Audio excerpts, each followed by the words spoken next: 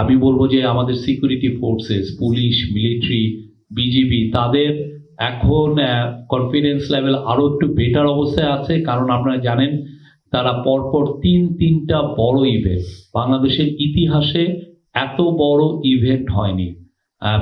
শরীফ ওসমান হাদির জানাজা, তারেক রহমানের দেশে ফিরে আসা এবং সেই উপলক্ষে একটা বড় তার একটা অ্যারাইভালের দিন, একটা বড় পলিটিক্যাল একটা গ্যাদারিং, এবং আপনার বেগম খালেদা জিয়ার জানাজা, এটা বাংলাদেশের ইতিহাসে এত বড় ইভেন্ট কিন্তু হয়নি। আপনি যদি in terms of peoples presence দেখেন, ক্রাউড নাম্বার দেখেন, এত বড় ইভেন্ট বাংলাদেশে হয়নি। তো মেবি যখন জেনারেল জিয়া, প্রেসিডেন্ট জিয়া মারা গিয়েছিলেন, তার জানাজা আমরা শুনেছি যে অনেক বড় হয়েছে, তখন আমরা ওই ফিগারটা আমাদের কাছে নাই।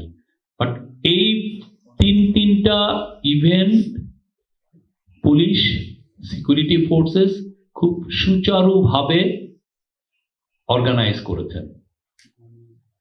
সেই জন্য আমি বলছি যে আমাদের আরো কনফিডেন্সটা আর একটু বেটার।